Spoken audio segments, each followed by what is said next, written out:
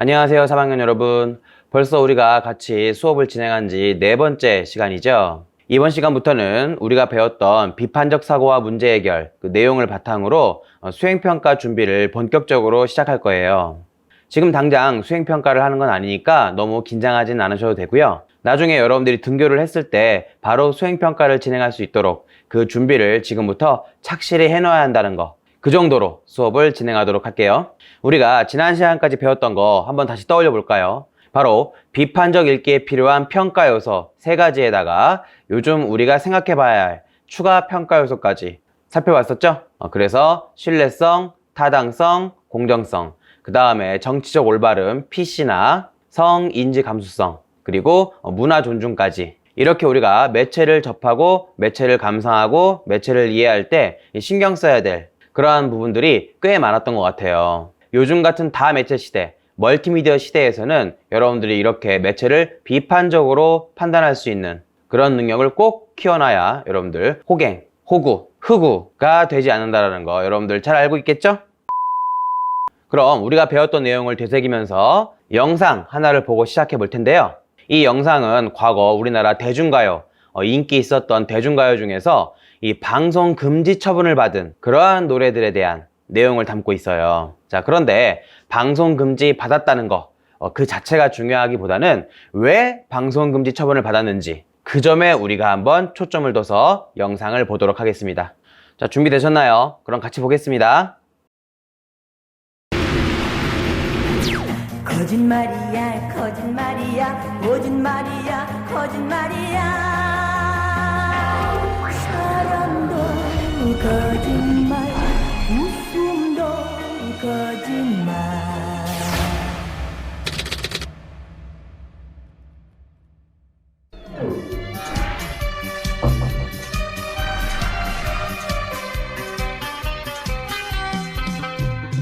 음악은 제발 틀지 마세요 이제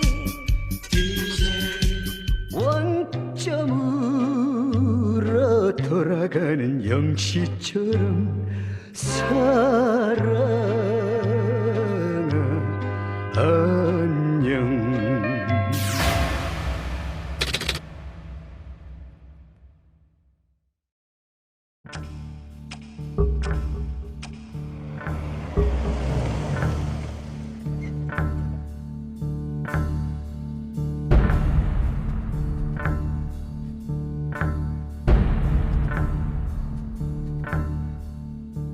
모두들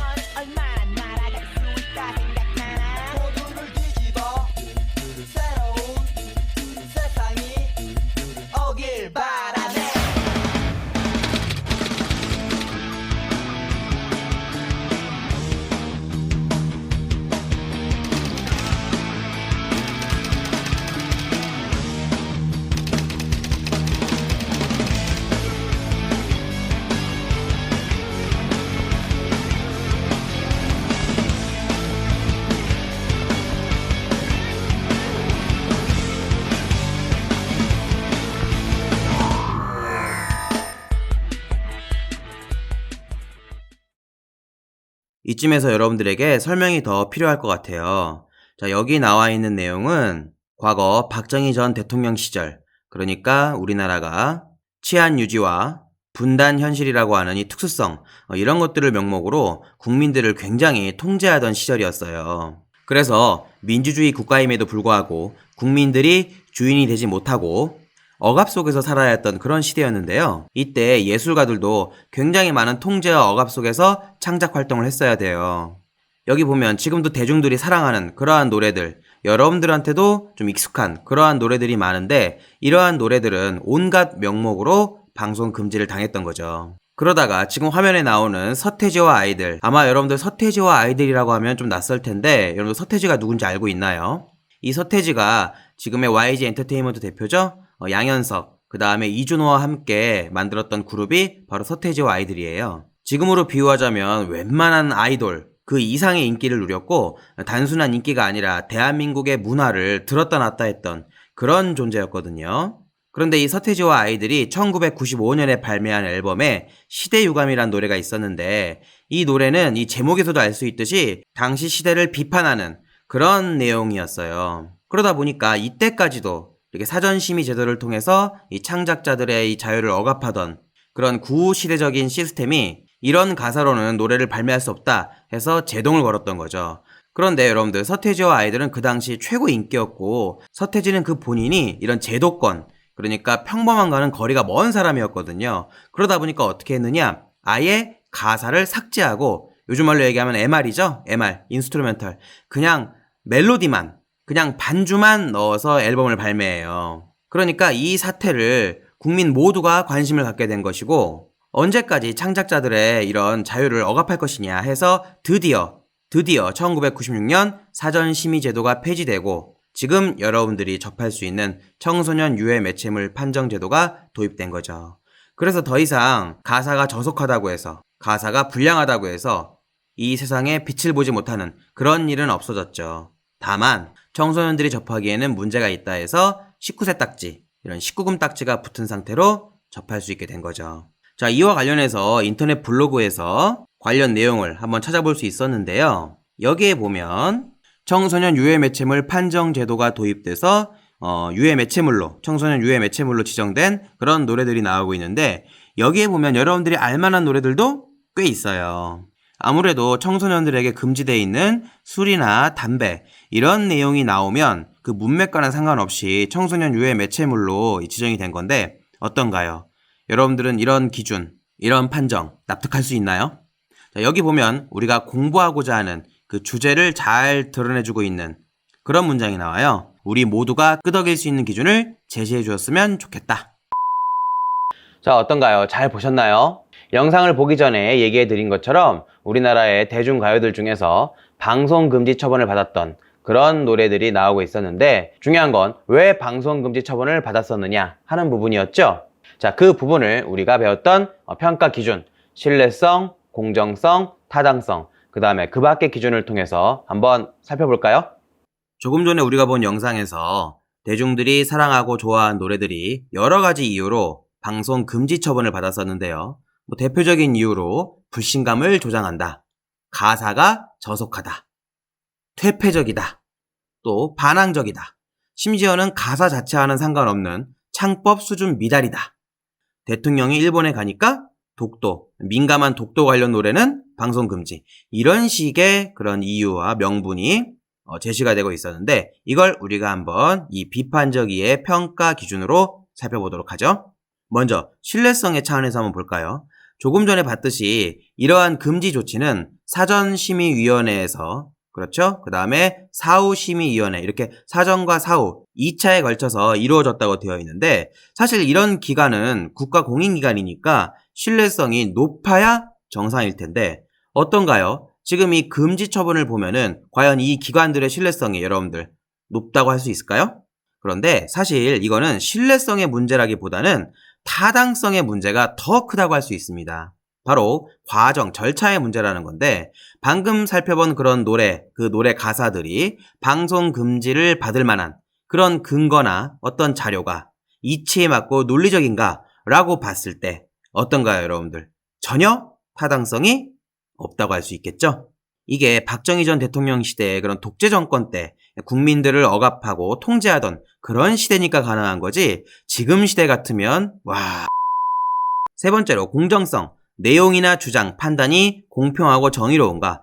과연 이 사전 그리고 사후심의위원회의 이런 판단, 이런 조치가 과연 공정했느냐? 전혀 아니라고 할 수 있겠죠. 왜냐하면 이 당시 국가기관들은 전부 다 그렇죠, 대통령의 독재에 충성하는 그런 어용기관이나 마찬가지였기 때문에 공정성이 있다고는 전혀 생각할 수가 없겠습니다. 애초에 창작자, 작사가들, 가수들의 말을 들어줬다면 이런 조치가 내려지지도 않았겠죠. 자, 이 외에도요, 우리가 다른 그런 비판적 이해의 기준들을 한번 적용해볼까 살펴봤더니, 글쎄요, 여기에 해당되기 이전에 타당성이 너무나 떨어지기 때문에 크게 여기서는 살펴볼 필요가 없는 것 같습니다. 정치적, 역사적으로 접근해보면 이 노래들이 금지 조치 당한 것들이 사실 정치적인 이유가 크거든요. 그러니까 여러분들의 의사, 생각, 판단을 적극적으로 펼칠 수 있는 지금 시대를 여러분들 충분히 누릴 수 있도록 하세요. 여기 나왔던 노래들 중에 사회 비판적이기 때문에 방송 금지 당한 그런 노래가 있었죠. 그 당시에 권력을 쥔 사람들은 뭐가 그렇게 비판하는 게 겁이 났을까요? 여러분들이 학교에서 배워야 될 여러 가지 이 가치 중에서 비판이라고 하는 게 왜 얼만큼 중요한지 우리가 한번 되짚어 볼 수 있겠습니다. 정리하자면 조금 전에 우리가 살펴본 대중들에게 사랑받은 노래들이 방송 금지 처분을 받았던 그 조치는 타당성 측면에서 매우 수준 미달이다 라고 얘기할 수 있겠네요. 참 진짜 어이가. 최근에는 이렇게 어이없는 이유로 방송 금지 처분을 받는 노래는 없죠. 하지만 청소년 보호라는 명목으로 창작자들의 노력과 그 결과물을 청소년들이 쉽게 접하지 못하게 하는 그런 경우는 지금도 있다는 게 안타까운 부분이 되겠습니다. 여러분들은 어떤가요? 청소년에게 해롭다는 이유로 유해 매체로 지정된 노래들, 그 노래 가사들 어떻게 수긍이 가나요? 자, 지금까지는 우리나라 대중가요를 통해서 비판적 읽기 활동을 해봤다면 이번에는 여러분들이 항상 접하는 광고를 통해서 한번 비판적 읽기, 비판적 매체 읽기 활동을 해보도록 하겠습니다. 자, 이제 함께 볼 광고는요, 여러분들이 2년 전에 TV나 인터넷을 통해서 봤을 광고인데요. 삼성의 대표적인 스마트폰 라인이죠? 바로 갤럭시 노트 9 광고입니다. 자, 여러분들 이 광고는 두 편이 짝을 이루는 그런 광고로 기획이 됐는데요. 한 편은 여자 모델, 다른 한 편은 남자 모델이 등장합니다. 그런데 이 두 편의 광고를 잘 살펴보면 우리가 배운 평가 기준, 그 평가 기준에 딱 맞는 비판받을 만한 요소들이 담겨져 있습니다. 어떤 면인지 우리가 한 편 한 편 보면서 같이 생각해 볼까요?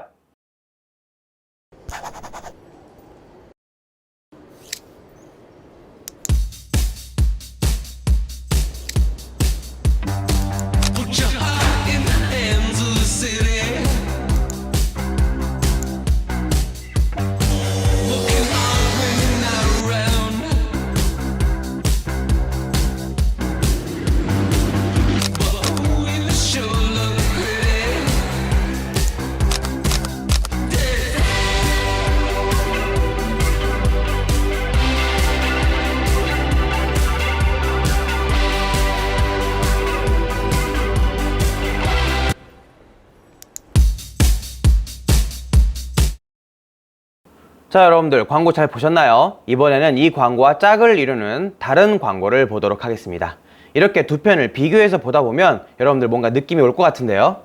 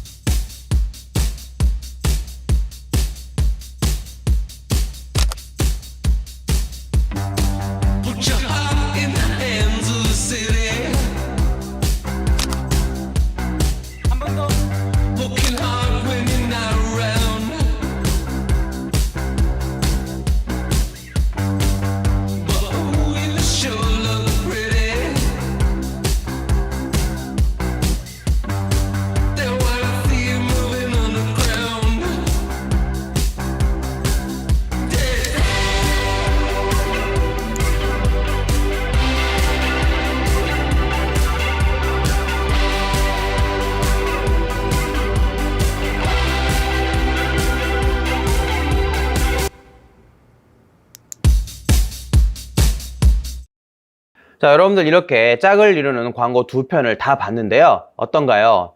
우리가 배웠던 비판적 읽기의 평가 요소와 관련해서 뭔가 얘기하고 싶은 게 있지 않나요? 두 광고를 비교해보면 여자 모델과 남자 모델이 등장할 때 그 내용 구성이 매우 다르다는 걸 알 수 있죠. 먼저 여자 모델이 등장하는 광고는 어땠나요? 여기서는 스마트폰을 사용하는 여자 모델의 모습이 굉장히 여유롭고 그리고 이 감성 넘치는, 소위 말하는 갬성 넘치는 모습을 보여주고 있죠. 왜냐하면 구성되어 있는 내용들이 전부 다 놀러 가거나 친구들과 어울려서 놀거나 그런 장면들이거든요. 거기에 반해서 남자 모델이 등장하는 광고의 구성은 어떤가요? 일단 굉장히 진취적이고 그리고 일에 열중하는 그런 모습을 보여주고 있죠. 물론 여자 모델 광고의 내용 중에서 프레젠테이션을 하는 모습이 나오기도 하고 남자 모델 광고에서는 스마트폰으로 게임을 하는 장면이 나오기는 해요. 그렇지만 남자 모델 광고에서는요, 놀러 가서도 건축물을 보면서 일하는 그런 모습을 보여주고 있고요. 여자 모델 광고는 의상부터가 하늘하늘합니다. 그러니까 이 두 광고는 성 역할, 성인지 감수성, 그리고 정치적 올바름, PC에 있어서 요즘 시대에는 맞지 않다라고 얘기할 수 있겠죠. 그리고 더 큰 문제는 이 광고를 여러분들 그냥 만드는 게 아니라는 거죠. 처음 기획하고 촬영하고 편집하고 그냥 방송으로 보내는 게 아니라 분명히 광고를 맡긴 광고주인 삼성의 확인을 거쳤다라는 거죠. 그러니까 구멍가게도 아니고요. 전 세계를 상대로 장사하는 그런 삼성이라고 하는 대기업에서 어떤 시선으로 남녀의 역할을 보고 있는지 여기에서 단적으로 드러난다는 겁니다. 에이, 한 번 가지고 어떻게 그렇게 단정할 수 있냐고요? 자, 여러분들 지금 보시는 이 지명 광고는 삼성에서 만든 컴퓨터 부품 SSD 광고예요. 자, 영어로 쓰여 있으니까 제가 설명을 해주자면 위에 있는 남자 모델은 와, 이게 SSD구나, 맞지? 라고 하면서 만지작만지작대는 그런 모습을 보이고 있죠. 그런데 밑에 여자 모델이 SSD를 들고 있는데 한 손에는 드라이버를 들고, 그렇죠? 바로 요 영어 뭐라고 쓰여 있는 거냐? 너 어렸을 적에 장난감 플러 가지고 논 적 있지? 그것만큼이나 쉬워 라고 하면서 여자 모델에게 이 SSD를 장착하는 게 어렵지 않다라고 가르치고 있죠. 자, 그럼 이 광고가 깔고 있는 편견은 뭐냐? 남자는 컴퓨터 부품 같은 거에 능통하고 정통하고, 그리고 여자는 이런 컴퓨터 부품을 잘 알지 못하니까 라고 하는 의식이 깔려 있다는 겁니다. 자, 앞서 살펴봤던 남녀, 양성의 성 역할을 고착화시키는 거, 그리고 이렇게 남자는 뭐에 능숙하고 여자는 잘 모르고 이런 식의 사고방식이 우리가 흔히 접하는 광고뿐만 아니라 아직도 많은 매체들 속에서 우리들에게 제시되고 있다는 겁니다. 그러니까 우리가 살펴본 두 편의 광고와 이 SSD 지명 광고에서 우리는 어떤 평가 기준을 적용할 수 있다? 그렇죠. 성 역할, 성인지 감수성, 그리고 나아가서 PC, 정치적 올바름에 있어서 당장 쓰레기통에 들어가야 할 그런 광고가 되겠습니다. 자, 여러분들 근데요, 사실 이 광고는 그래요. 뭐 이 정도는 봐줄 수 있다 할 수 있습니다. 지금 보려는 이 광고에 비하면 이 광고들은 어린애 장난에 불과해요. 자, 우리나라 대표적인 대기업이죠. 현대자동차의 자동차 광고 한 편을 보도록 하겠습니다.